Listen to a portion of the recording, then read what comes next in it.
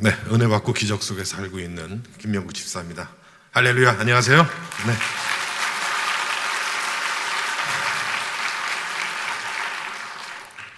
반갑습니다. 오늘 원래 교회 출석하신 분도 계시고 오늘 처음 나오신 분도 혹시 계시나요? 네, 처음 나오신 분 한번 손 한번 들어보세요.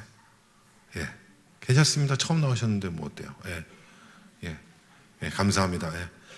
아마 처음 나오신 분은 어떤 분이 아마 한번 나가자 몇 번 말씀하시던 아니면은 어떤 이유로든 뭐 나오면은 뭐 이렇게 맛있는 밥을 사준다고 해서 어떻게 됐던 아마 그분은 어떤 분이신지 몰라도 아마 여기 처음 나오신 분을 굉장히 사랑하기 때문에 아마 여기 모시고 왔으리라 믿습니다. 예, 여기가 사랑하지 않고 미워하는 사람은 절대 여기 못 데려오거든요. 예, 물론 원수를 사랑하라고 미워하는 분도 이렇게 데려오면 좋겠지만 내가 미워하면 그 사람도 날 미워하기 때문에 여기를 못 데리고 옵니다, 교회에. 근데 제가 그분을 너무 사랑하고 지금 우리가 영상에도 봤지만은 우리가 그냥 하나님 없는 삶, 예수님이 없는 삶은 정말 죽은 나무에 꽃이 피고 열매를 맺기 기다리는 삶하고 똑같기 때문에 예수님을 알고 예수님을 영접하고 구원받고 우리가 여기에 사는 육신으로 사는 삶 동안 하나님을 알고 사는 삶이 얼마나 은혜롭고 감사하고 은혜 충만한 삶인지를 알게 하기 위해서 그분을 모시고 왔으리라 믿습니다. 네, 저도 그런 의미에서 여러분께 제가 예수님을 영접하고 믿게 된 동기와 계기와 그리고 혹시라도 믿음 생활을 하다 보면은 아무래도 신앙이 좀 뒤처지고 더디게 가고 또 하나님과의 거리가 늘 밀접하게 같이 가야 되는데 하나님과 나와의 사이의 거리가 많이 떨어질 때를 느낍니다. 그럴 때마다 혼자 생각을 합니다. 하나님께 구원의 확신을 가지면서도 하나님이 정말 나를 사랑하고 계실까? 하나님이 지금 나를 계속 내 기도에 응답도 없으신데 하나님이 정말 나를 사랑하고 계시는지 난 의심스러워. 이런 마음이 들 때가 분명히 있으리라 생각됩니다. 왜냐? 인간이기 때문에. 네. 하나님께서는 그 마음을 다 알고 계세요. 그 약한 마음을 우리의 인간을 알기 위해서 왜? 그냥 계셔도 되는데 이 우리의 인간 약함을 알기 위해서 인간으로 태어나신 거예요. 예수님으로. 예, 인간을 알기 위해서. 인간이 얼마큼 힘들고 유혹에 약하고 미혹에 약하고 이런 인간을 알기 위해서 인간의 몸으로 나신 거예요. 예수님으로 탄생하셨어요. 그리고 인간을 아시고 34년을 사시다가 우리 인간의 죄, 영원히 있을 우리 인간의 죄를 씻어주시기 위해서 대신 십자가에 못 박혀 돌아가신 거 아닙니까? 그러니까 우리는 살면서 예수 믿는다고 우리가 죄를 안 짓고 사는 거 아니에요. 그죠? 우린 예수를 믿어도 늘 죄를 짓고 또 삽니다. 하지만 우리가 교회 생활을 하면서 믿음 생활을 하면서 우리가 신앙 생활을 하면서 신앙이 점점 커지면서 가능하면 죄를 안 짓고 또 죄를 짓고 모르고 지은 죄, 알고 지은 죄 모든 죄를 하나님께 아뢰고 아버지께 아뢰고 그 씻음을 받고 또 그 다음 주일을 위해서 우리는 죄를 안 짓고 살아야 되겠다.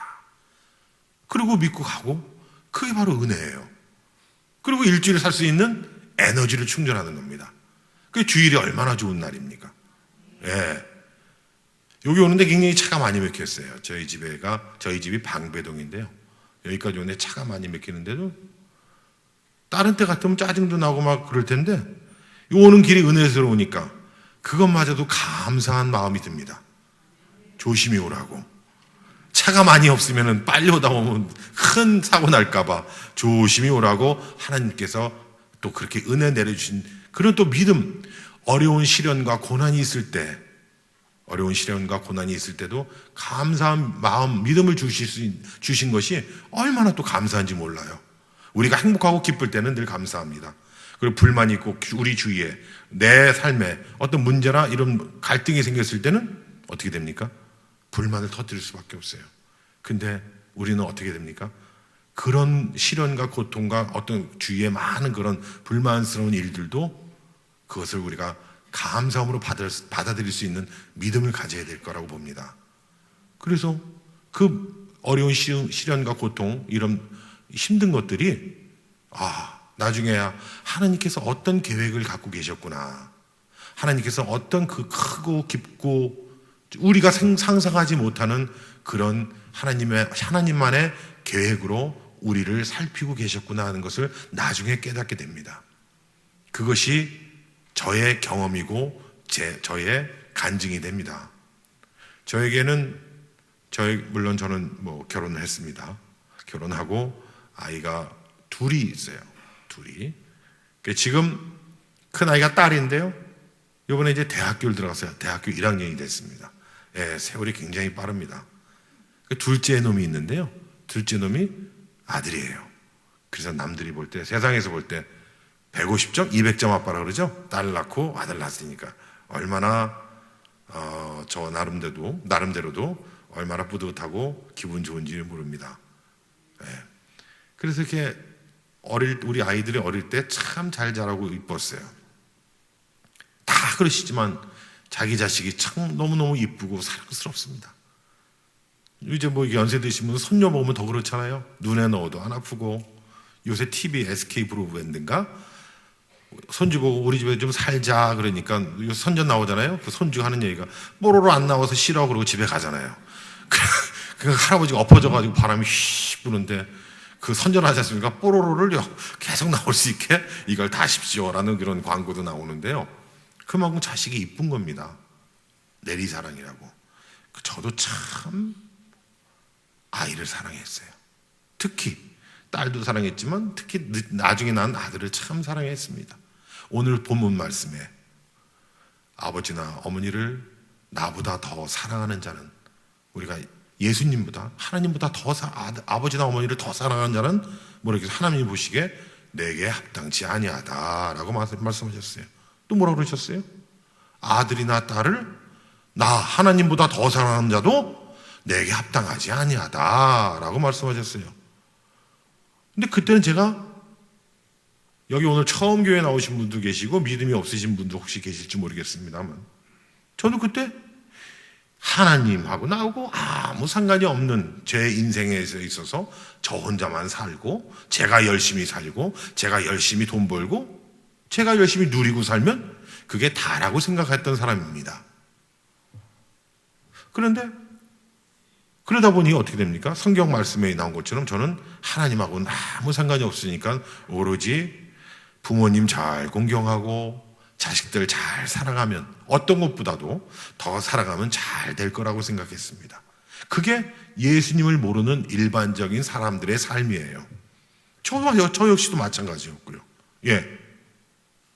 그럴 때마다 제가 어디 길거리를 다닐 때 교회에서 전도하러 나옵니다. 복음지 전단지를 갖고 띠를 두르고 커피도 드리고 나눠드리고 떡도 드리고 막 이러면서 전도를 합니다. 특히 여자 집사님 권사님들이 그 당시에 지나가는 길에 길거리에서 그러면 귀찮았어요. 왜 이런 걸 줘? 예수님은 부활이시고 생명이시고 이게 나하고 무슨 상관이야? 그 당시는 그랬어요. 네. 지금 말씀하셨죠.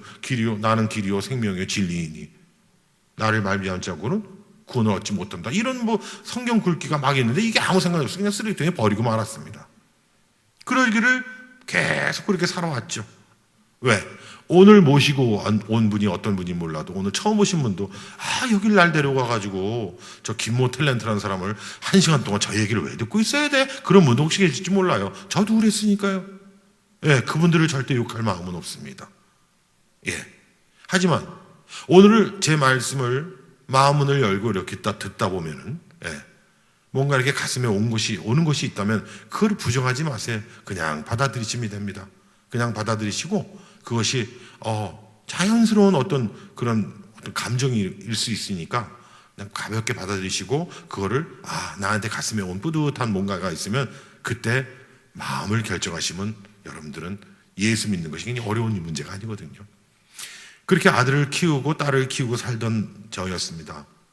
저는 그 전에 방송, 내지는 영화 하기 전에 연극을 오랫동안 쭉 해왔었습니다. 연극을 하다 보면 여러분들 아시다시피 굉장히 배고프고 힘든 직업이 연극이에요. 그 연극을 총각 때부터 하고 결혼해서도 하고, 연극하다가 결혼한다는 건 굉장히 기적적인 일입니다. 예, 정말 기적이에요. 연극하다 그 장가 가면요, 남들은 그렇게 봅니다. 아, 여자가 약사나 부잣집 딸이거나 간호사, 의사거나 이런 상상을 많이 합니다. 근데 저희 집사람도 같이 연극하던 굉장히 헐벗고 가난한 집에 딸과 제가 결혼을 했다는 건 굉장히 기적적인 일입니다. 네, 그것만 해도 저는 굉장히 성공한 삶이었어요. 그만큼 경제적으로 많이 힘들다는 얘기입니다. 하고 나서도 저는 연극을 계속 하고 있었습니다. 그런 와중에 딸을 낳고 아들을 낳고 그랬었습니다. 그러니까 그 중간중간 연극과 연극 공연 중간중간에 연습을 물론 하지만, 연습하기 전에 제가 시간이 나는 한은 제가 처자식들을 먹여 살리기 위해서 그 당시에는 막노동도 하고 휴지도 팔러 다니고 모도 팔러 다니고 이러면서 아르바이트 아닌 아르바이트도 했어요. 정말 막노동도 했습니다. 예. 얼굴이 알려지지 않으니까 그건 좋더라고요. 예. 얼굴이 알려지면 이제 택시 운전도 하기 힘들어요. 예. 얼굴이 알려지면 손님이 딱 타고 기사님 어디 갑시다 그러는데 저 형 어디서 많이 봤는데 그러면서 그 굉장히 이제 곤란한 일들이 많이 생기는데, 그때는 이제 연극하다 보니까 얼굴이 많이 알려지지 않았으니까 그런 일들을 하기가 쉬웠습니다. 예. 그 연극을 하던 중에 이렇게 어렵고 경제적으로 힘든 가운데 살다가 어느 날 저한테 절호의 기회가 옵니다. 예. 근데 지금 지나니까 그것도 다 하나님의 뜻이고 계획이 있었다라는 생각이 들어요. 텔레비에서 CF 모델을 찾고 있어요. 예. 그래서 응모를 했죠. 쉽게 얘기하면 응모를 했는데 거기에 카메라 테스트 받으러 오라 그럽니다. 예. 그래서 카메라 테스트 내용이 뭐냐? 햄버거를 맛있게 한번 먹어보래요. 카메라 테스트 내용이 햄버거를 한번 맛있게 먹어보래요. 그래서 있는 그대로 그냥 맛있게 한번 먹어봤죠. 그랬더니 모델을 하래요. 그래서 했던 것이 맥도날드 CF였습니다. 예. 그래서 했는데, 그 맥도날드 CF 제가 처음 찍었던 게 이제 1999년, 벌써 오래됐죠? 1999년 11월 말인가 12월에 그걸 촬영을 했어요. CF를. 처음 그 맥도날드 CF 촬영을. 하고 나서 방송이 이제 그 다음 해 2000년 1월부터 방송이 나가는데, 이 광고가 맥도날드가 외국 회사 아닙니까? 미국 회사 아닙니까? 미국 본사에서 이 광고를 본 사람들이 그 사람들 죄송합니다. 발음이 굳어서 파워풀하다, 엑셀런트하다, 이런 식의 극찬을 이제 보내주기 시작했습니다. 광고가 터지면서. 그러니까는 우리 한국 내 맥도날드 회사와 그 광고 대행사하고 굉장히 고무적이 됐죠. 왜? 모델을 잘 썼다. 쉽게 얘기하면, 예. 이건 제 자랑이 아니라 결과로 있는 사실을 그냥 말씀드리는 거예요. 예. 모델을 잘 썼다. 그래가지고 2000년 1월부터 방송이 나가기 시작하면서 이제 그쪽 대행사에서, 광고 대행사에서 또 연락이 옵니다. 다음 걸 또 찍자. 예. 왜? 첫 번째 광고가 잘 됐으니까. 다음 걸 또 찍자. 그쪽에서 뭡니까? 저는 연극하도 무명 배우고 모델료 많이 안 들어가죠. 예? 이른바 지금 싸이 같은 사람을 모델로 쓰면 몇십억을 주고 몇억을 줘야 되는데, 저는 그냥 몇백만 원에 됐으니까. 예. 아주 저비용 고효율, 아주 경제적인 이론에 맞는 거죠. 예. 그래서 다음 걸 또 찍자, 이런 연락이 오던 중이었습니다. 그러니까 2000년 그때가 1월, 2월 막 이럴 때였어요.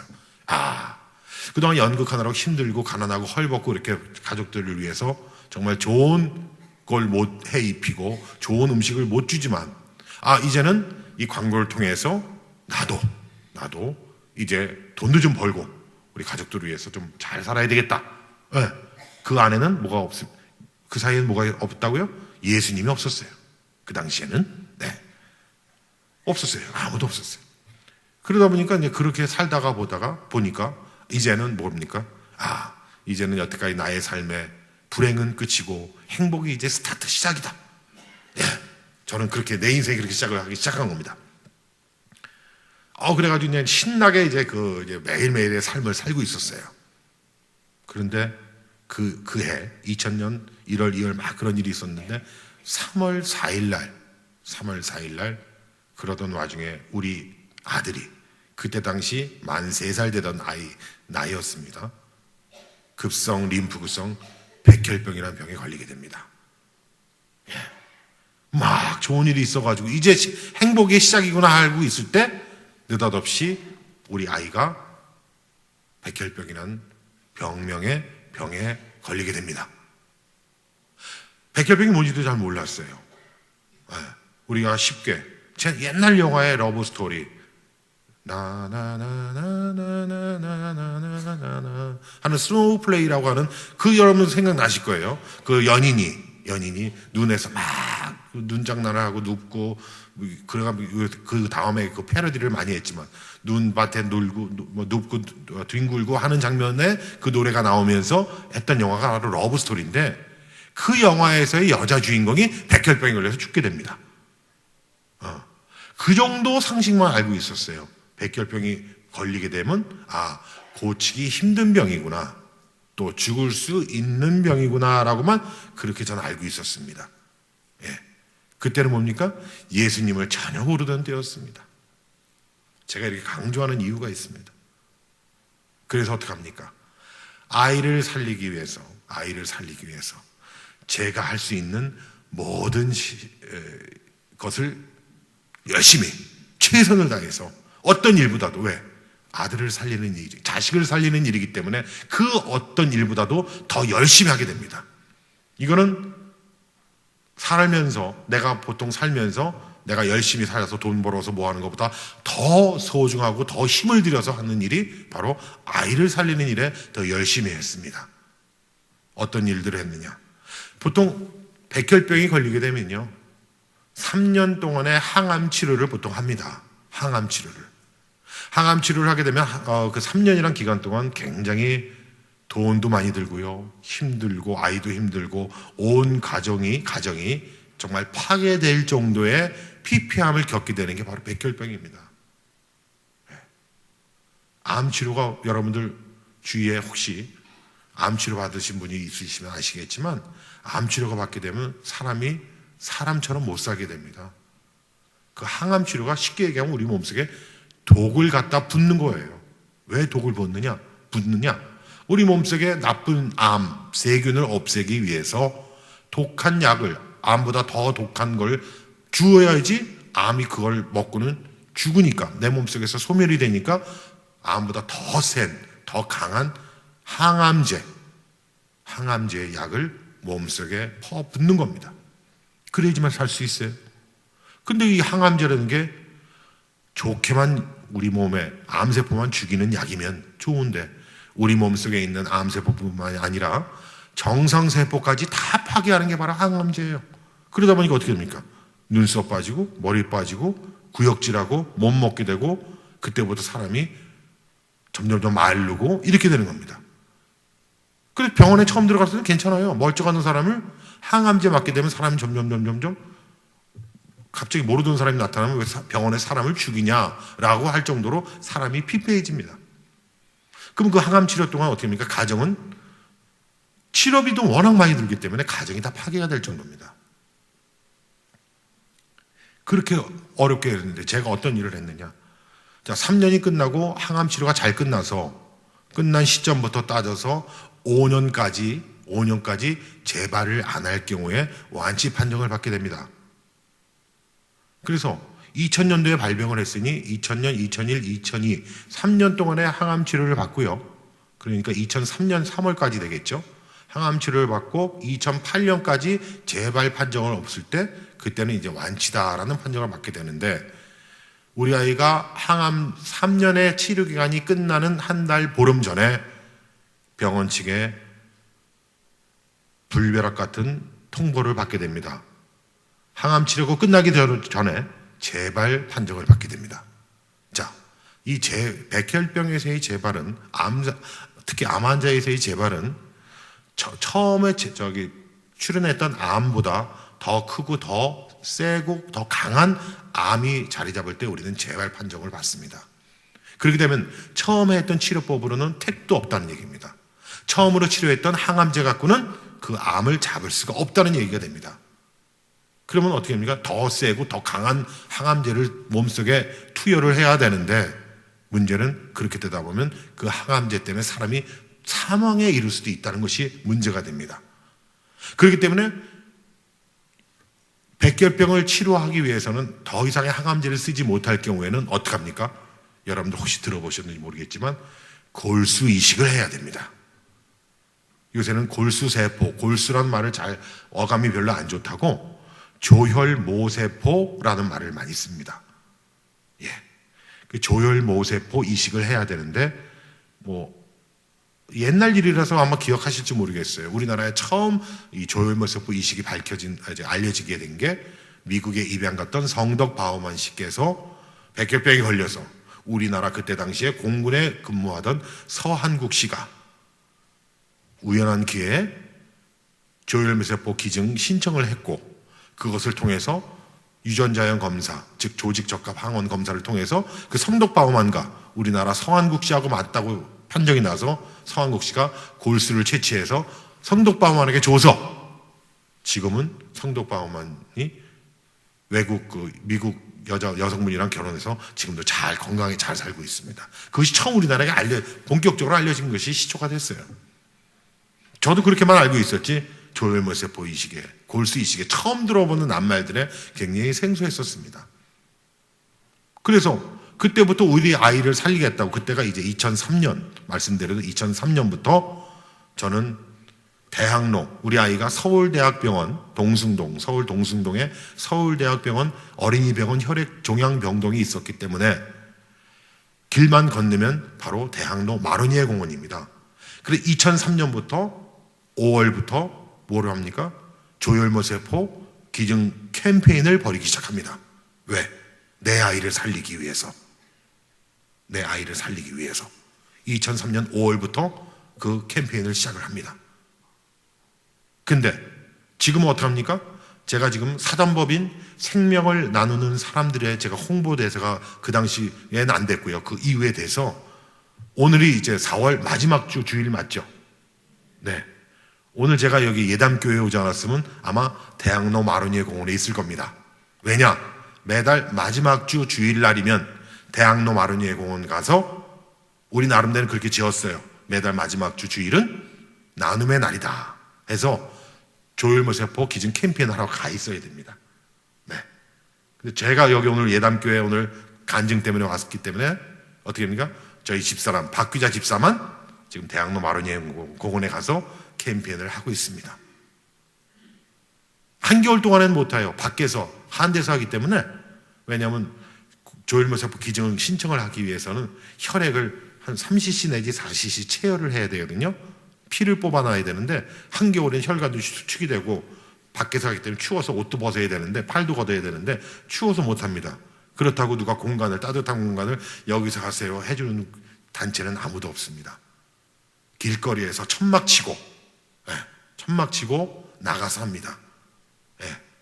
아마 일반적인 연예인들은 못할 거예요. 매달 저는 10년째 2003년서부터 시작했으니까요.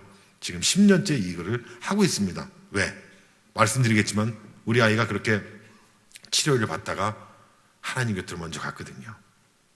네. 그래서 저는 우리 아이, 어떤 부모들은요, 그 완치가 돼도, 내 아이가 완치가 돼도 그 병원을 쳐다보기도 싫다고 합니다. 왜? 그 병원을 쳐다보게 되면 그때 투병했을 때의 생각이 나서 쳐다보기도 싫다고 합니다. 우리가 그러죠. 고등학교, 중학교 때 굉장히 힘들게 지냈으면 그 학교에다 대고 뭐도 안 본다고요? 뭐 있죠? 쉬도 안 한다는 얘기도 있죠. 그 정도로 싫어할 정도로 굉장히 하는데 저희는 어떻게 합니까? 특별한 하나님의 계획 때문에 제가 이렇게 간증을 하게 됐고 지금도 그 캠페인을 벌이는 이유가 바로 우리 아들 때문입니다. 자, 그렇게 돼서 이제 조혈모세포 이식을 해야 되는데 우리 아이하고 맞는 적합한 사람을, 기증자를 찾을 수가 없었습니다. 그래서 조혈모세포 이식을 즉 골수이식을 하지 못하고 우리 아이는 세상을 떠나고 말았습니다. 그래서 저는 그 미련과 그 힘듦을 알기 때문에 그 가정에 그 병에 걸린 아이의 가정과 그 아이와 또 그 부모와 그 가족들에게 그런 아픔을 저와 같은 똑같은 아픔을 주고 싶지 않아서 저는 지금도 조혈모세포 기증 캠페인을 하고 있는 겁니다. 누군가는 해야 되는데 그 중요성을 알고 깨닫고 누군가는 해야 되는데 내가 해야 되겠다. 왜? 내 아들이 남겨준 유산이라고 생각하기 때문에. 그래서 제 아들이 남겨준 유산 중에 더 크고 더 원대하고 위대한 것이 있습니다. 바로 저희 아들이 저에게 하나님을 믿게 하고 세상을 떠났기 때문입니다. 하나님 곁으로 먼저 갔기 때문입니다. 오늘은 이게 본격적인 얘기가 됩니다. 저희 아이를 그렇게 재발 판정을 받고 아이를 살리기 위해서 어떤 행동들을 했느냐. 그때 제가 예수님을 모를 때라고 분명히 말씀드렸어요. 그럼 어떻게 합니까? 없는 돈에 빚을 얻어서 구슬합니다. 무당을 불러서 구슬해요. 1,000만 원. 그때 돈이 아깝지 않았어요. 돈을 빌려도 갚을 생각은 나중이고 아이만 살릴 수 있다면 뭐든 하겠다는 것이 제 마음이었어요. 무당을 불러다 구슬합니다. 용하다는 점쟁이를 찾아갑니다. 보살을 찾아갑니다. 온갖 방법을 다 쓰려고 합니다. 왜? 그렇게라도 해서 우리 아이를 살려야 된다는 마음을 갖고 있었기 때문에. 우리는 어떻게 삽니까? 우리가 잘 살기 위해서, 예수님이 모르고 살 때는 내가 잘 살기 위해서 내가 어떻게 열심히 하면 잘 살 수 있겠지. 매일같이 아침 일찍 일어나서 하루 종일 일하고 밤에 겨우 들어 쓰러져 자고 그 다음에 또 일찍 일어나서 열심히 삽니다. 예수님이 없는 삶. 그 삶이 바로 제가 아이를 살려보겠다고 무당 찾아다니고 굿하고 다니고 보살 찾아다니고 점쟁이 찾아다니고 제 노력으로 제가 가지고 있는 상식과 제가 가지고 있는 지식과 제가 가지고 있는 관념으로 아이를 살릴 수 있다고 생각했기 때문에 그렇게 살았던 겁니다. 예수님 그 사이에 아무것도 없었어요. 예수님은 저마치 저를 보고 울고 계셨는데 저는 그걸 모르고 있었던 겁니다. 깨닫지 못했던 거예요. 그러다 보니 아이 있는 상태는 점점점 나빠지기 시작합니다. 자, 하나님께서 참 놀라우세요. 이건 과학적으로 풀 수 없는 일들이 하나님께서는 저희들에게 보여주고 계십니다. 내 과학, 우리의 어떤 과학으로도 이해할 수 없는 일들입니다. 자, 우리 아이가 세상 떠나기 전에 우리 아이가 2005년 2월 25일 날 하나님께 먼저 갔습니다. 하나님 곁으로 먼저 갔습니다. 우리 아이가 세상 떠나기 전해 2004년 8월 달의 일입니다. 아이들은요, 하도 병원에 있다 보면 집에 오고 싶어 합니다. 어른들도 물론 마찬가지죠. 어떤 또 어르신들은 돌아가시기 전에 집에 와 계시고 싶다는 분들도 뭐 그런 얘기를 들었어요. 의식이 있으신 분은. 근데 우리 아이가 애들이 병원에 오래 있다 보면 집에 오고 싶어 해요. 근데 또 문제는 뭐냐? 어린이 종양병동, 그 혈액 종양병동에 병실이, 침대가 부족합니다. 환자는 많은데 우리가 볼 때는 환자가 별로 없는 것 같죠. 병원에 가봐요. 병원에 내가 설사가 감기 걸려서 병원에 가면 왜 이렇게 사람이 많은지 세상 사람 다 아픈 것 같아. 그런 경험도 해보셨죠? 예? 종합병원 특히 가면은 그냥 이렇게 살 때는 다 건강한 사람 같은데 병원에만 가면 왜 이렇게 아픈 사람이 많은지 몰라요. 그걸 경험들을 많이 해봤을 거예요. 그 병원에 침상이 부족해요. 그러다 보니까 아이를 좀만 괜찮으면, 항암 치료 받다가도 좀 상황이 괜찮으면 집으로 돌려보내게 됩니다. 우리 아이가 힘들던 그 해 8월 달에, 2004년 8월 달에 집에 잠깐 오게 됩니다. 아이가 너무너무 좋아해요. 근데 우리 아이 그때 상태는 말이 아닙니다. 걸어 다닐 수가 있었습니다. 근데 그동안 항암 치료의 결과로 인해서 골다공증에 걸리게 됩니다. 우리 여성분들, 나이 드신 40대, 50대 이상의 여성분들만 걸리는 골다공증에 걸립니다. 골다공증이 뭡니까? 뼈에 구멍이 나는 거죠. 뼈에 밀도가 없이 잘 부러집니다. 좀만 넘어지면 부러지고 싶죠. 아이가 그러니까 쩔뚝거립니다. 제가 어느 날 집에, 그때도 제가 예수를 모르고 살 때, 그때는 일요일하고 신나가지고 막 그럴 때죠. 우리 아이가 들어와 있으니 제가 일찍 이제 집에 왔습니다. 우리 아이가 방에 있다가 쩔뚝거리면서 나옵니다. 아빠가 와서 너무 좋아가지고. 아빠가 좋아서 왔는데 우리 아이가 갑자기 밖으로 나가자고 해요. 밖으로 나가고 싶다고. 외출하고 싶다고. 그 저는 내심 기분이 좋았어요. 아, 우리 아이가 그나마 컨디션이 좋으니까 밖으로 나가자고 하겠지 해서 아이를 두건 씌우고 마스크 씌우고. 왜? 이 면역이 약한 때니까 바이러스에 우리가 쉽게 이겨낼 수 있는 바이러스, 걔네들은 굉장히 금방 감염이 되거든요. 면역성이 떨어져 있기 때문에. 그래서 마스크 다 씌우고 이제 밖에 나가게 됩니다. 우리 아이가요, 그 기간에 치료를 받으면서 4년의 치료를 받으면서 가장 힘들었던 것이 병과의 싸움이지만 두 번째 가장 싸우기 힘들었던 것이 뭔지 아세요? 그 어린 마음에 외로움입니다. 외로움. 왜냐? 처음엔 발병했을 땐 온 식구들이 할머니, 고모, 삼촌 해가지고 와가지고 막 울고 불고 난리가 납니다. 그럴 수밖에 없겠죠. 내 식구 아이가 그렇게 됐으니 누구든 그렇게 해요. 근데 이것이 한 달, 두 달, 6개월, 1년 되면서 치료비가 점점 많이 나오고 치료비의 부담, 가족들이 치료비 좀 하라고 몇십만 원, 100만 원, 200만 원 대주는 것도 한도가 있는 겁니다. 이것이 3년, 4년 지나가면요, 어느 가족들도 다 손을 놓게 됩니다. 그렇게 될 수밖에 없겠죠. 100만 원, 200만 원 도와주는 것도 한도가 있는 거죠. 그죠? 다 나름대로 삶이 있는데, 목표가 있고 계획이 있는데, 그거를 이 집에 이 아이가 아프다고, 내 조카가 아프다고 끊임없이 돈을 댈 수 있는 건 아닙니다. 재벌이 아닌 이상은. 그러다 보면 어떻게 합니까? 미안해서. 치료비는 많이 드는 건 알고 미안하니까 병원을 찾아오질 못해요. 오고 싶어도. 미안해서. 처음에는 몇 개월은 막 식구들이 찾아오다가 이것이 6개월, 1년 지나면서 2년, 3년 지나면요, 식구들의 발길이 뜸합니다. 이해가 안 되는 건 아니에요. 충분히 이해가 됩니다. 그렇게 되니까 찾아오는 식구들이 안 오게 되니까 어떻게 합니까? 아무도 안 와요. 아이는 그때부터 외로움에 지칩니다. 병과의 싸움도 있지만 외로움에 지칩니다. 자, 병과의 싸움에서 우리 아이가 죽을 고비를 몇 번 넘깁니다. 그 어린아이의 몸에도 내 죽음이라는 것을 얘가 알고 있었던 모양이에요. 그러면서 이 아이가 변하기 시작합니다. 또 두 번째, 외로움이 찾아옵니다. 외로움이 찾아왔는데 변하지 않는 것이 하나 있었어요. 병원, 자기네 혈액종양병동 그 층수에 매일 갖다주는 초코파이와 야구르트가 있었어요. 그것도 매 일요일이면, 일요일 말마다. 그러면 식구들도 오지 않는 이 변화된 이 상황에 저렇게 변하지 않고 늘 일요일마다 초코파이와 야구르트를 갖다주는 분이 누군가 했더니 알고 보니까, 우리 아들이 알고 보니까 뭡니까?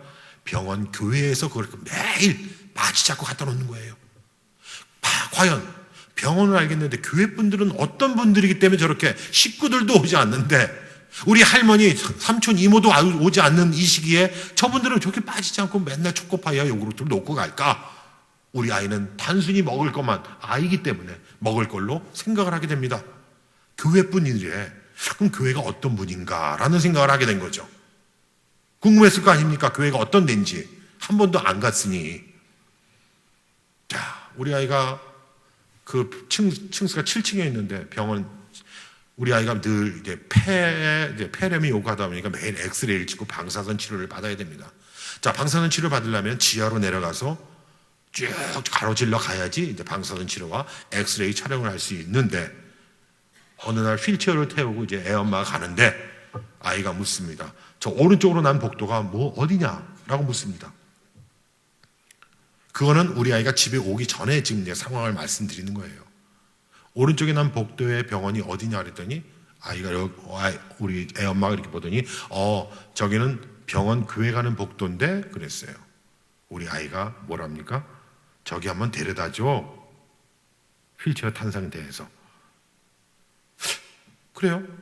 근데 우리 아이 엄마는 종교가 대대로 처갓집이 불교입니다. 네. 그래서 오대선 월정사에 우리 장모님 모시고 식구들 태우고 가서 하룻밤 자고 그 다음날 공양하고 불공 드리고 온 적도 있었어요. 그때는 뭐 제가 열심히 다니거나 그러진 않았지만, 예수 믿기 전이었으니까요. 그래서 우리 아이 엄마가 거기 아이가 가자니까 어떡합니까? 데려다 주느라고 이제 휠체어를 끌고 갔습니다. 병원 교회 문 앞에 도착을 했습니다. 우리 아이가 엄마가 왔어 그랬더니 우리 아이가 하는 얘기가 안에 넣어주세요 그래요. 그래서 아이 엄마가, 아이가 뭐라니까 병원 앞에다, 교회 앞에다 문을 열고 넣어주고는 휠체어를 놓고 아이 엄마는 밖으로 이렇게 얼른 나옵니다. 아이 엄마는 이게 뭐 교회라는 이 분위기가 자기하고 안 맞으니까 불교신자니까. 그 아이가 그 안에 한 3분 내지 한 5분 동안 아무 소리 안고 있다가 엄마 됐어요. 그 아이 엄마가 나와서 다시 끌고 엑스레이 촬영이나 방사선 치료하게 가게 됩니다. 우리 아이 영길이가 그 짧은 3분에서 5분 동안 휠체어에 앉아가지고 그 얘기를 들었을 때 그것이 한 번이 아니라 그곳을 갈 때마다 그렇게 경험을 계속적인 반복을 할 때 저는 혼자 생각했어요. 이 아이가 한 번도 교회라는 걸 경험하지 못한 아이인데 그 병원 교회 앞에 가서 휠체어에 앉아가지고 과연 뭘 생각했을까? 뭘 했을까? 라는 궁금증을 갖게 됩니다. 여러분은 뭘 했을 거라고 생각합니까?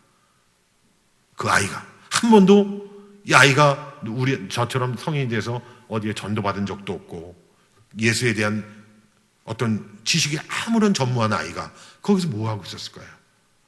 자기는 그 병원 교회라는 데서 자기도 모르는 신에게 자기의 생명을 갈구했는지도 모릅니다. 하나님 저 좀 살려주세요. 아이가 살려달라고 말을 몇 번은 저는 많이 들었던 것이 지금도 기억이 나거든요. 아빠 나 좀 살려줘. 아빠, 엄마 나 좀 살려줘. 왜? 자기의 생명은 의사도 아빠도 엄마도 간호사도 그 누구도 고쳐줄 수 없는 병이라는 걸 얘는 깨닫기 시작했던 겁니다. 죽을지도 모르겠다는 그 아이가, 어린 아이가 그러면서 자기도 모르는, 기도하는 방법도 아무도 모르지만 교회에서 자기의 생명을 갈구하게 됩니다. 저 좀 살려주세요. 저 좀 살려주세요. 너무 아파요. 너무너무 힘들어요. 저 좀 살려주세요. 외로워요. 저한테는 아무도 찾아오지 않아요. 외롭고 너무 힘들어요. 아마 성인이면 정말 이 삶의 광야에 아무도 없는 자기 혼자만이 외롭게 느껴질 때가 있을 겁니다. 너무 힘들고 사는 게 너무너무 힘들고 벅차고 힘든 일은 자꾸 터지고 나는 어디로 가야 할지 어떻게 살아야 할지 모를 겁니다. 우리 아이도 그걸 똑같이 느꼈을지는 모릅니다. 어린아이지만 그러기를 반복하던 때 그리고 어떤 변화가 일어나냐면 아이가 아빠를 굉장히 그리워했어요. 제가 그 당시에는 KBS 대하 드라마 불멸의 이순신이라는 작품을 하고 있었거든요. 계속 지방에 내려가 있었어요. 촬영이 길다 보니까.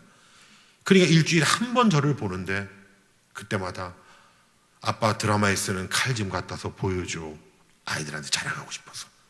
또 뭐 좀 갖다 줘. 뭐 좀 갖다 보여줬으면 좋겠어. 나한테 보여줘. 그렇게 원하는 게 많았습니다.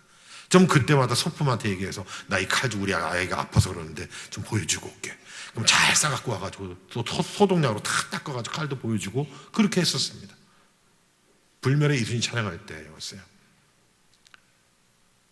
그렇게 아이가 힘들게 지났는데 그렇게 아빠가 그립고 외로워서 아빠를 찾았는데 그때마다 아이가 힘들고 약 때문에 힘들 때 잠이 못 자요. 그러니까 아이 엄마가 옆에서 자장가를 불러줄 때 제일 좋아하는 자장가가 꽃밭에서였습니다. 아빠하고 나하고 놀던 꽃밭에. 최성화도 봉성화도 한창입니다. 아빠가 그리우니까. 근데 어느 날 그 병원 교회를 그렇게 무두커니 있다가 오던 아이가 어느 날 지 엄마한테 얘기합니다. 엄마, 나 성경책 좀 읽어줘요. 그러대요. 성경책을 읽어달라고 합니다. 뭘 어디서 들었는지 모르겠어요. 그러니까 우리 아이 엄마가 어떻게 수소문해서 조그만 포켓 성경책을 갖고 와서 성경책을 읽어줍니다. 구약부터 읽어주는데 구약은 이렇게 외국 말들이 많고 외국 이름들이 많은지 읽기 힘드니까 신약부터 딱 읽어주기 시작합니다. 그걸 매일 읽어달래요. 그러더니 자장가를 꽃밭에서 해서 뭘로 바뀌니까 찬송가를 불러답니다. 지 엄마한테 찬송가를.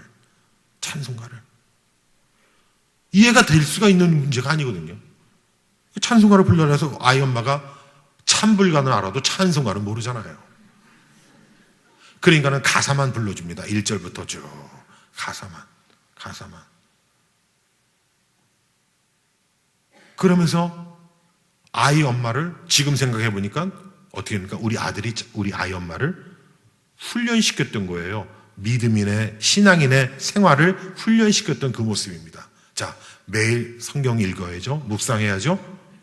우리 입에서 찬양이 떠나지 말아야 되겠죠? 그러면서 뭡니까? 기도해야죠. 우리 아들 그 당시 살려주세요. 우리 아들 살려주세요.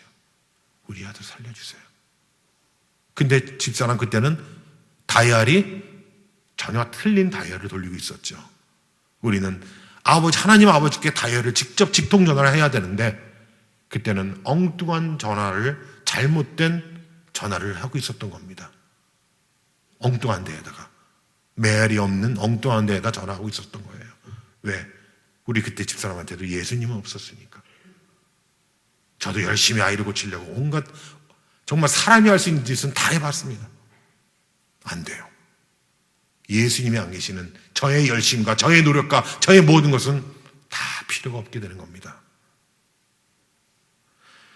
다시 집에 왔을 때, 우리 아이가 왔을 때를 얘기 돌아가게 되면 밖에 나가자고 해서 얻은 마스크 완전 보장을 하고 밖에 나갔는데 그때 당시 제가 도봉구 창동에 살았었습니다. 서울 도봉구 창동에. 횡단보도 이제 건너면은 여러분들 아시는지 모르겠습니다만 중랑천 산책로라고 있어요. 중랑천 산책로. 아이가 거기 가기를 좋아했거든요. 그 횡단보도 건너서 좀만 더 가면 이제 저기 산책로로 가게 되는데 그 횡단보도 앞에 신호를 딱 기다리고 있는 아이를 손잡고 딸내미 손잡고 우리 아들내미 손잡고 다 이렇게 식구들 4명이 거길 가고 있었는데 횡단보도를 건너서 왼쪽으로 좀 더 가야 되는데 이 아이가 내 오른쪽으로 자꾸 끌어요, 몸을. 그래서 난 당연히 그쪽으로 갈 줄 알았는데, 산책로 쪽으로 갈 줄 알았는데, 오른쪽을 끌길래, 연기라는 어디 가려고 했더니, 우리 아이가 하는 말이, 따라오래요. 아빠 따라와봐. 그러더라고요. 그래서 갔더니, 계단 앞에 딱 멈춰요. 계단 위를 딱 쳐다보니까 뭐냐? 교회입니다, 교회. 우리 동네 창동에 살 때의 교회입니다. 너 여기 왜 왔어? 그랬더니, 한번 들어가 보고 싶대요.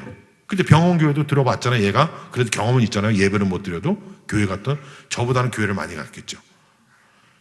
그래서 얘가 갑자기, 그때 평일이었어요, 목요일날. 8월달. 그러니까 아무도 없죠, 교회에는. 아무도 없어서 이제 교회를 가자고 싶다 그래서 데리고 갔어요. 근데 내가 안아주려고 그랬어요. 계단이 좀 올라가야 돼서.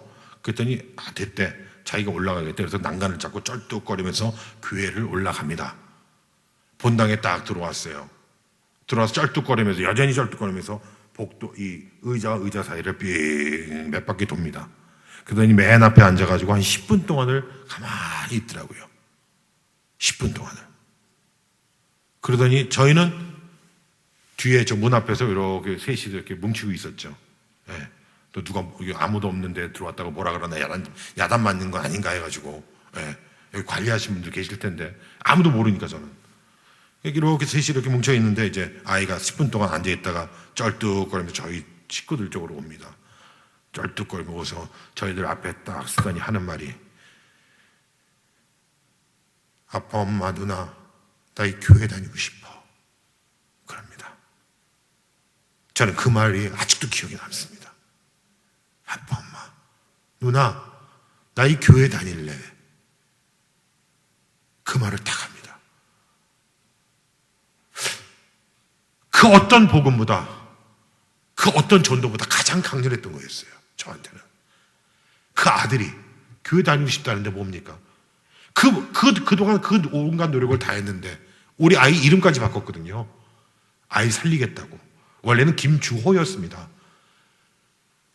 법원에다 개명 허가 신청까지 해가지고 이름까지 바꿨어요. 김영길로.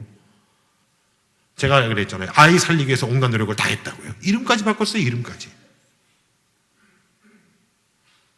인간이 할 수 있는 노력이라는 노력은 다 해봤다는 겁니다. 자, 아이가 이렇게 교회 다니고 싶다니까 어떡합니까? 저는 그래, 다니자. 네가 원하는데 못할 게 뭐 있냐. 그래가지고 그때가 목요일이었는데 그 주일날, 다음 날 주일날 교회에 등록을 하게 됩니다. 온 식구가. 그러면서 믿음은 없지만 믿음 없는 교회 생활을 하기 시작합니다. 마당만 밟고 다니는 믿음 생활을 하게 됩니다. 신앙생활을 하게 됩니다. 그러던 와중에 우리 아이는 교회를 늘 좋아했고, 그러다니까 교회를 제가 믿음 없이 다니다 보니까 어떻게 합니까? 이러면 우리 아들한테도 이건 아닌 것 같아.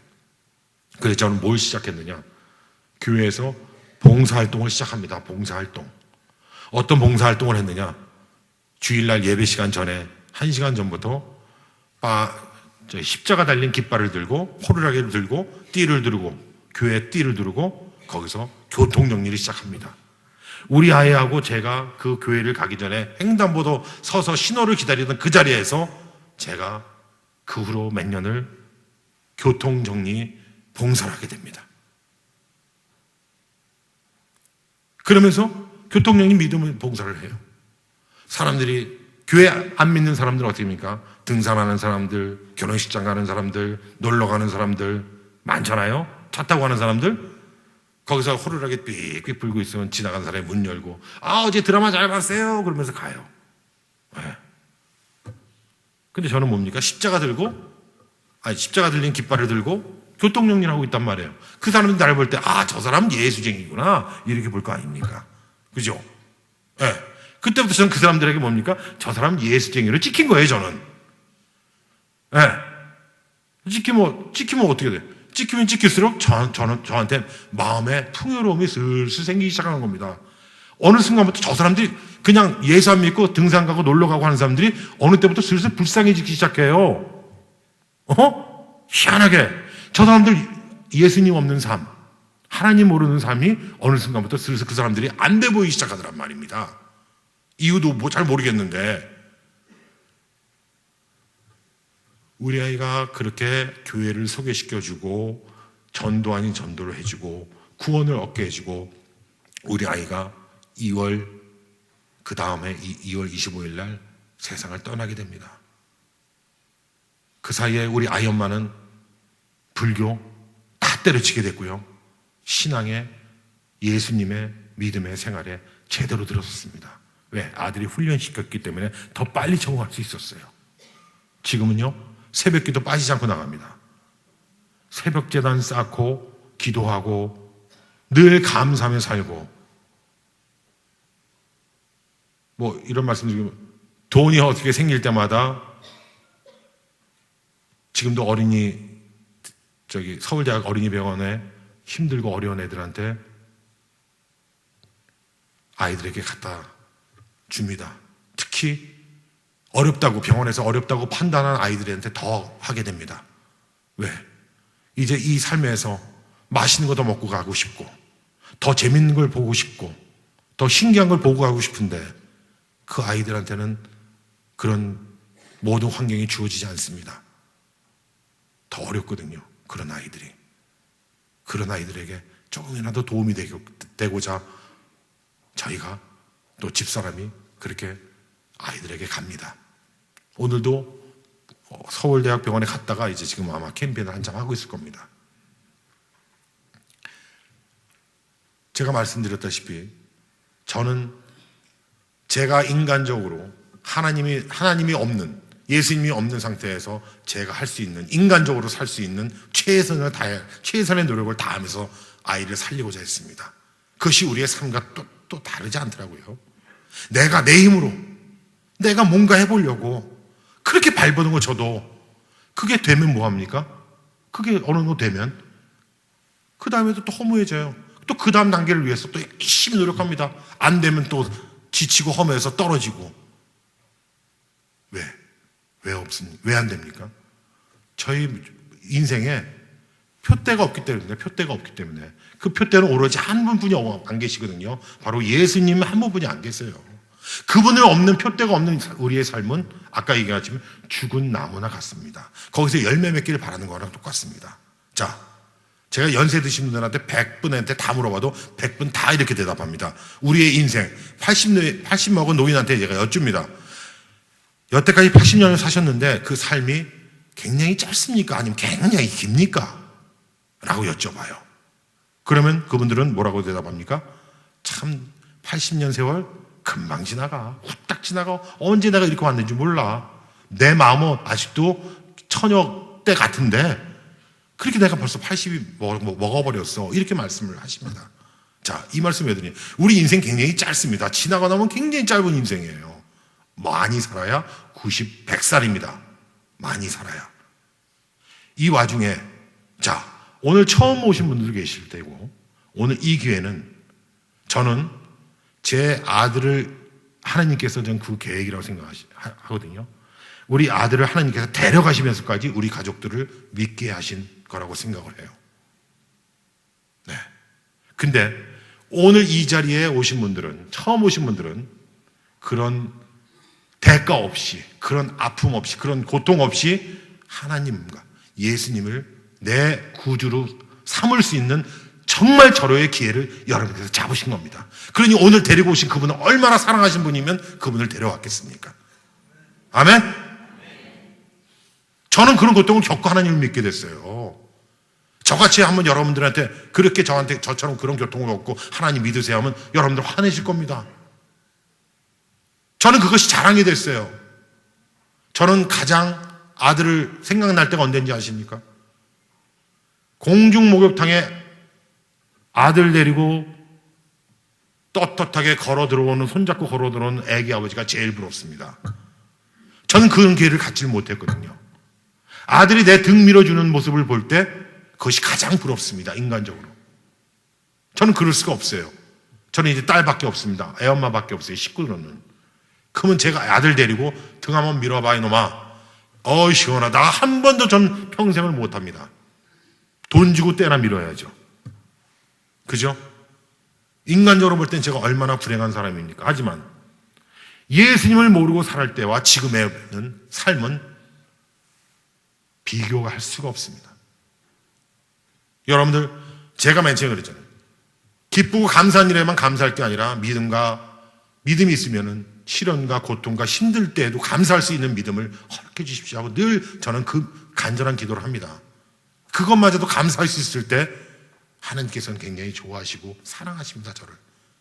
저희는 지금도 하나님께서는 저희들에게 늘 이놈아 가까이 오너라, 나에게 가까이 오너라, 가까이 오너라 하는데 제 고집, 제 마음 때문에 자꾸 하나님하고 떨어지려고 할 때가 있어요. 나 하나님 이렇게 하고 싶은데, 나 하나님 이렇게 하고 싶은데, 저렇게 하고 싶은데 하나님께서는 이렇게 하래요. 안 따르면 어떻게 됩니까? 안 따르면 하나님은 저희에게 또 다른 뭔가를 주셔요. 또 다른 뭔가를 주셔요. 하나님과 늘 거리가 가깝고 밀착됐을 때 가장 평안함을 느낄 수 있는데도 불구하고 우리는 삶에서 그렇게 안 돼요. 자, 여기서 한 가지만 더 말씀드릴게요.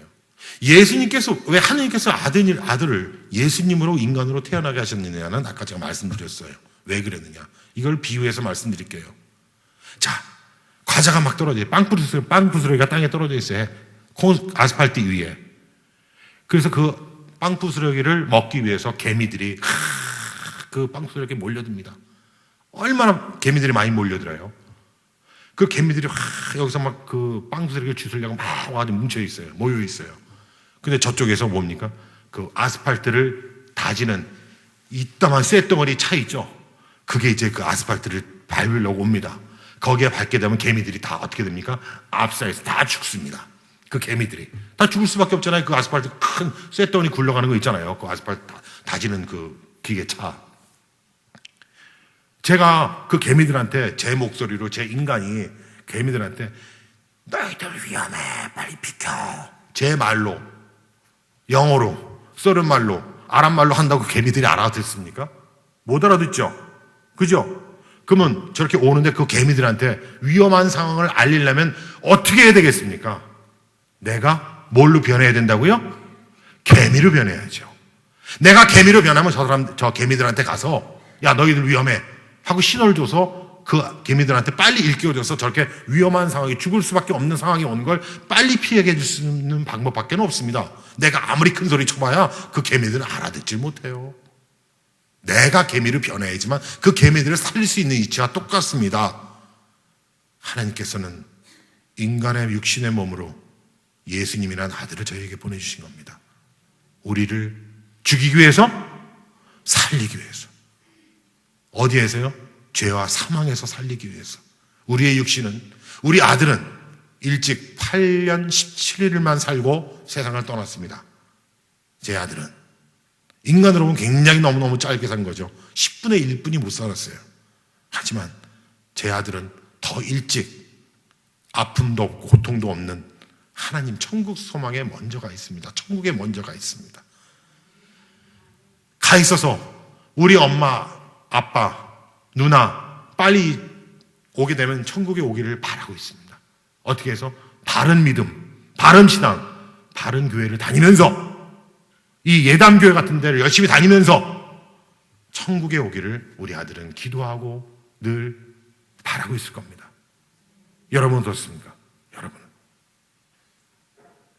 우리 아들이 우리 식구를 믿게 하고 또 대가 이렇게 하나님께서 큰 계획을 가지고 우리 아들을 데려가셨음에도 제가 이렇게 여러분 앞에 간증할 수 있게끔 성령으로 저를 지배하셔서 여러분께 이렇게 말씀드리고 간증을 통해서 하나님의 은밀한 비밀을 또 알려드릴 수 있는 저에게 큰 일을 담당할 수 있도록 저에게 맡겨주신 거예요. 이것이 하나님의 놀라운 계획입니다. 알지 못하는, 제가 과연 몇 년 전만 해도 알지 못할 이런 것들이 하나하나 하나님의 계획 아래 이루어지고 있는 겁니다. 여러분들은 오늘 다시 한번 신앙생활 하시던 분들도, 신앙생활 하시던 분들도 다시 한번 신앙을 돌이켜 보시기 바랍니다. 내가 신앙생활 한다고 마음 놓으실 게 아니에요. 여러분들이 목사님 말씀 잘 듣고 따르고 신앙생활 하면서 해야 될 기본적인 것들은 내가 하면서 살아야 된다고. 하나님께서 딱 한 가지 시험해도 된다 그랬어요. 어떤 거 시험해도 된다고요? 11조만큼은 나를 시험해도 된다고 말씀하셨어요. 저는 11조에 대한 저의 경험도 있지만 제가 시간 관계상 다 말씀을 못 드립니다. 그래서 저는 지금 11조 남들이 아무리 저런데 하지 말라도 저는 합니다. 하지 말라도 합니다. 그것이 축복된 것이고 또 왜 11조를 해야 되느냐? 저에게 모든 주어진 것들은 하나님 거기 때문에 제가 이 주인이 아닙니다. 제 생명도, 내 아들 생명도 제 게 아니고 제 아들 게 아니었어요. 누구 거예요? 하나님 주신 거예요. 다 하나님 거예요. 하나님의 그 일부 11조를 드리는 게 그게 아깝다고 생각됩니까? 하나님 건데, 모든 것이 주님 건데. 그러면서 신앙생활을 해야 돼요. 드리는 게 있어야 인간적인 마음에 아까운 거라도 있어서 나와서 기도하고 응답받으려고 합니다. 에? 공짜로 하려고 하지 마세요. 공짜로 절대 하려고 하지 마세요. 정말 그래서 악착같이 나와서 기도 응답 받으시고 은혜 받으시고 복음 전달하시고 전도하시고 봉사하시고 하나님을 가장 기뻐하시는 게 그게 하나님과 밀접하게 사는 내 삶의 모습이 되는 겁니다. 지금이라도 떨어져 있다면 더 열심히 사시고 더 열심히 신앙생활 하시면서 정말 주일 예배 빠지지 마시고 여러분들이 신앙생활 또 돈독히 할 때 여러분의 더 큰 성령이 충만되고 더 큰 은혜와 축복이 하나님께서 분명히 여러분께 주실 줄 믿습니다. 예. 더 많은 또 시간, 더 많은 얘기가 있지만은 시간 관계상 이것으로 가름하고 여러분들 축복받는 정말 평안한 삶 되시기 바랍니다. 할렐루야, 감사합니다. 아멘.